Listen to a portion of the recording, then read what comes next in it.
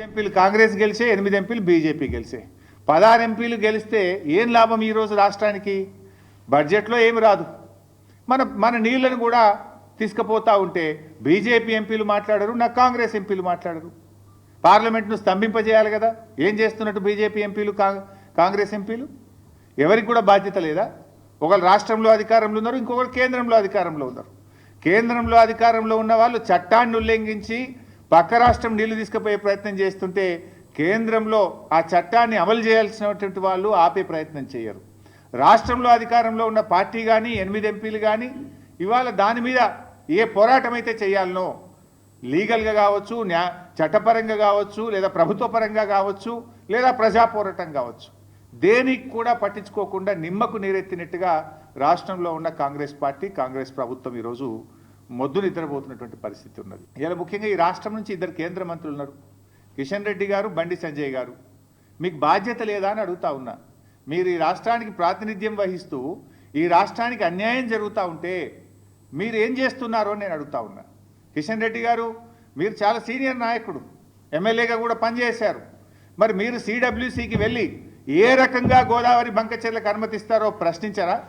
cabinet మీటింగ్లో ప్రధానమంత్రి గారికి మీరు చెప్పరా ఇలా ఎంత దుర్మార్గం అంటే ఏ అనుమతి లేదు దానికి నా జిఆర్ఎంబి అనుమతి లేదు సిడబ్ల్యూసి అనుమతి లేదు ఎన్విరాన్మెంట్ క్లియరెన్స్ లేదు అపెక్స్ కమిటీ అనుమతి లేదు ఏ అనుమతి లేకుండానే కేంద్ర ప్రభుత్వం 50% నిధులు గ్రాంట్ కింద ఇస్తుందట మరో 50% నిధులు ఎఫ్ఆర్బిఎంకు అదనంగా అప్పు తెచ్చుకోవడానికి అనుమతిస్తుంది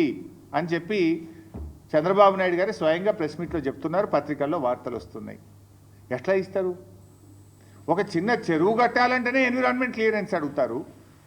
ఒక చిన్న ప్రాజెక్టు కట్టాలంటేనే మీకు వాల్తా చట్టము ఈ చట్టము ఆ చట్టము రకరకాల అనుమతులు అడుగుతారు